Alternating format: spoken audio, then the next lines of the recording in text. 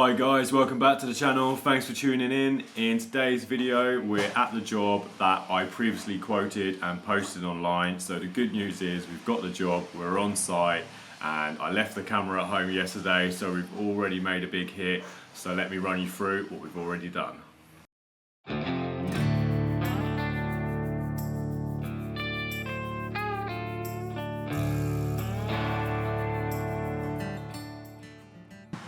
Okay, so let's start at the beginning and I'll run you through what we've already done. So walking through the front door here, just shut that because it is pretty noisy by the road. So there has been quite a few change of plans from the original estimate, which normally happens, or quotation shall I say. So like I say, we've already made a big hit on it. Now the original plan was to run 2 heating zones and run one on the first floor joist and one below this ground floor, but we're actually dropping all the radiator pipework down. So what we're doing is we're having all visual pipework 15mm dropping down into all these corners and running along, picking up all the rads downstairs, and then the pipework will still remain in the first floor joist downstairs. So the reason for that is the client is now keeping all the existing flooring, which is original to the house, which is totally understandable, and it runs throughout the centre of the property and down into some of the rooms. So right, let's take you through the downstairs hallway. So we've got one radiator in here. I've just started to do these drops yesterday and run out of material, so they're just going straight up, cut through the coving, and that's how they're all going to be fed downstairs. So we have got them pretty much all hung on the walls now, so all the rads are hung and we are just piping them up. So here's the existing oil boiler and utility room, and on the outside of this wall here, that is actually where our new boiler is going to go. So because the weather's been so bad, the padstone's not complete yet outside, so we're not able to get the boiler on just yet, but that works out fine. So rads are on the wall. This is where our drops are going to be. So we're still running 2 zones, and on this wall here we're going to have zone valves, filter, etc. And then we're going to break through the wall to pick up the boiler. So you can see here all this original flooring is all staying. So that's the reason for the drops. So basically what that means is it's probably a little bit more difficult, a little bit more time consuming for us, because we're not able to just run it straight through the flooring. So Bailey's in here again. So this is the living room, drops down in the corner, and this one is the only one where we've got 15mm picking up 2 radiators. So this pipework's having to run all the way along here and then pick up a large 2-metre rad over this side. Now one thing I wasn't aware of is the customer was moving in all her furniture, so again that was another reason for changing to drops, because we can't actually lift all the flooring up anyway now, because most of the rooms are actually full up with furniture. So going upstairs, this is where we've started. So this is directly above that utility room, and like I say, we're still running 2 zones. So at the moment we're not running any hot and colds, we are just running the flow and return. So we've got upstairs and downstairs flow and return, and Bailey's marked it up. So Bailey's done quite a big hit of copper up here already. So this runs all the way through here. And as you can see, I don't know if any of you guys remember the plans, but it's just running straight through the hallway upstairs, or through the landing shall I say, all the way to the end. And this is just above the front door pretty much. And as you can see, Bailey's already chopped in all the T's upstairs and downstairs. And so all our runs are pretty much ready to pick up the drops for downstairs. So we've got the radiators up here. I think they're all piped up here other than one. So yeah, we're using the K-rad, suitable for the room size and small enough to go underneath the window. And then back through here, we've got the same thing. So like I say, most of the rads are already picked up. We've done a really big hit, done it quite quickly to be fair. We're only 2 days in now, so take you along here. Got another rad there, just picked up. And then, so it's another one of those jobs where we're just running hot and colds to the bathrooms and we're not actually doing any plumbing in them, which for me is fantastic. I'd much rather just do the central heating over and over again rather than do bathrooms. But if the builders want to carry on doing bathrooms, that's totally fine with me. So this was the existing bathroom and the builder has ripped it all out. But oddly enough, there's a cold water tank in the floor there and some gutter in. So a bit unusual. So at the moment we're just running our pipes above that. We're not exactly sure if that is coming out as there's no builders on site, but as you can see, that's all piped up.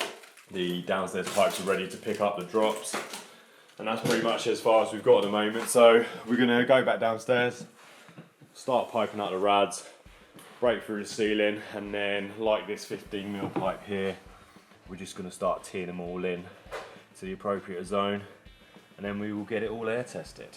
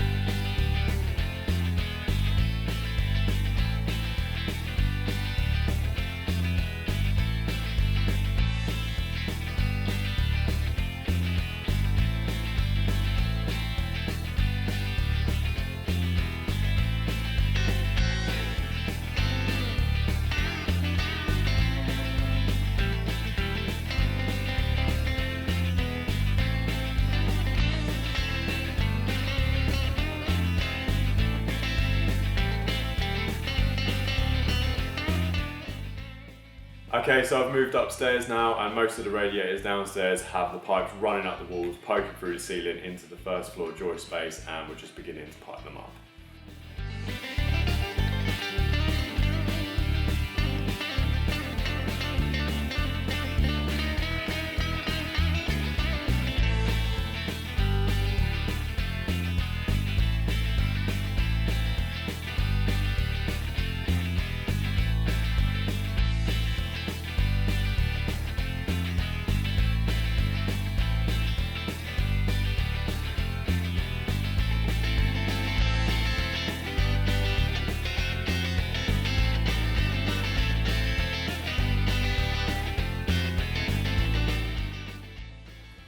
Right, this is the last radiator to go on, so all the radiators are now piped up and we are just starting to get the hot and colds through. So all these 22s here, they're the flow and returns, and then we're just starting to bring the hot and cold through in 15. So the boiler that's going in is a combi boiler, so the hot and colds will be running 15, and we're just tracking back, running it to all the wet areas. So as you can see, Bailey's just doing some fancy bands, pulling it around to go left towards the bathroom, and then we've got some feeds going across there to the kitchen, and then I'm just temporarily just going to connect up the main with the butylene pipe work. So we've got a bit of an issue here because the cold water main is all lead and the new 25mm MDPE is not being put in for a while, so I've just temporarily connected onto the only bit of copper that I can find, which is on the main going to this toilet here. So I've just shut it off here for now. That bit of copper is just on the swept joint straight onto the lead, so I have to be a bit careful. So from this point here, most of the pipe work is actually done on the first floor. We are just running it across over there into that bathroom, or what is going to be a bathroom, capping these, leaving them for the builder, and then that'll be our main pipe work runs done, and we can start looking at getting our S-plan in for the boiler. And here's a shot of Bailey soldering.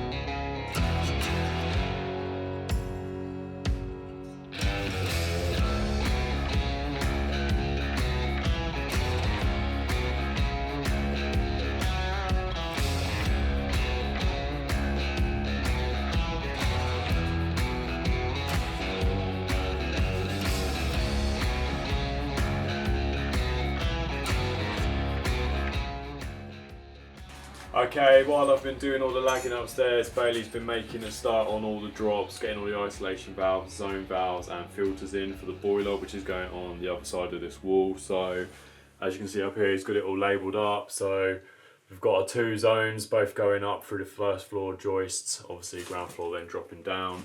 Hot and cold coming down on the left, scale reducer. Those are our 2 zone valves, heating upstairs, heating downstairs. Got the Magna Clean on the return, auto bypass and a filling loop. So none of it's going to be put inside the oil boiler, it's all going to be accessible in here. The customer's going to put a larder cupboard over all of this or some sort of box in. We've got an outside tap just going on the left here, which we're just prepping, and we're just temporarily putting a wash machine in, so we're just going to put a washing machine valve on that pipe there. So once the padstone's dry, we're going to get the boiler in location. We believe the pipes are going to be coming through somewhere here, then we can get it all joined up together, drop the pipes down to this rad, and then that part of the pipe work will all be complete. So it's looking really good, apart from the huge hole where the old boiler flue is, but that's going to get all sorted. Okay, so we're heading towards the end of the week now, and I'm just about to start piping up the new Navein LCB700 28 kilowatt oil combi boiler.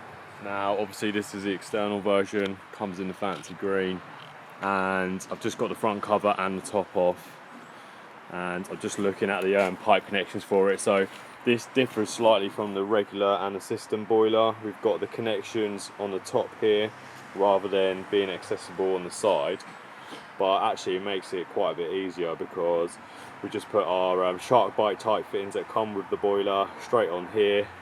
And then on the back, we've got these like small cutout little holes. They're already pre-cut. I just got to tap them out, run the pipes directly out through the back, and then from there, what I'm going to do is clip the pipework on Munson rings along the wall, and then drill through straight inside and pick up those pipes that Bailey installed yesterday. So looking at it, it is slightly different than the regular and system boiler. It's a bit more roomy inside actually, even though there's a bit more equipment like the expansion vessel. You've got a hot water storage tank on the right there, and yeah, so it's actually a bit bigger. It's definitely a lot heavier, I would say. It's about 100 kilograms rather than the 60, so you need to bear that in mind. But yeah, it should be a nice day today. Weather's supposed to be dry, so yeah, let's start getting this piped up. Okay, so I've got the pipe all slid in now, and I won't lie, where the 15mm slides through, the rubbers aren't 100% tight against the pipe. Now, the rubbers they give you, they must be designed for 22mm, but obviously the issue is, you can see these are 15mm spigots coming off here, so you would have to reduce up to 22mm, say reduce, but you know what I mean, go up to 22mm, and then revert back to 15. So it is tight, but at the same time, I'll just make sure that I silicone them up. I always silicone any entry points up on external boilers anyway. So let me just show you how we now connect on to these spigots. So over here you can see we've got these shark bite style fittings, and they come with the boiler. So we'll start off with the cold main. So what you want to do is you want this fitting here with the male spigot going that way. That will just push on like so, nice and simple. And then we'll do the return. So you can see here, we've got it's all labelled up nice and easy. That return pipe will just pop on here. Return fitting. So we've got that one on. So these male spigots here, that's now for our filling loop. Now Bailey has put a filling loop indoors just so it's a bit more accessible for the customer.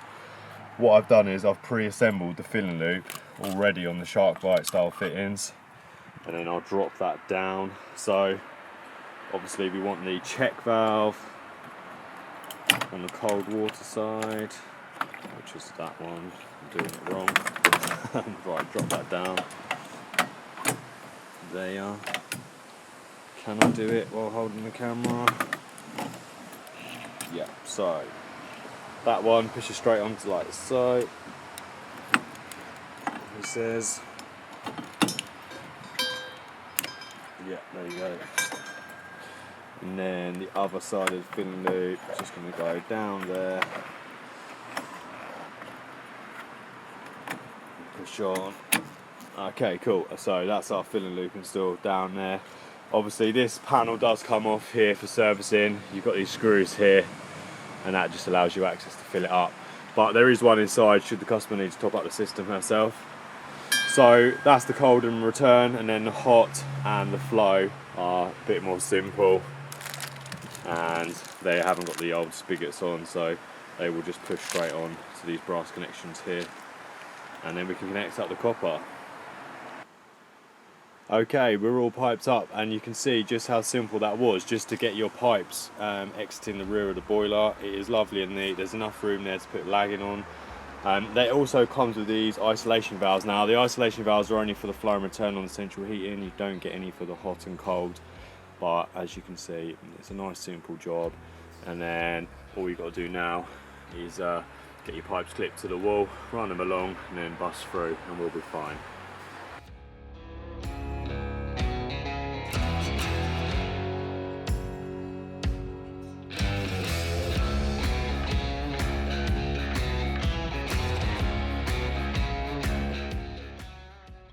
Right, I've got all my clips on the wall now, so I'm using Munson rings with spacers just so I can get enough insulation on this copper pipe work.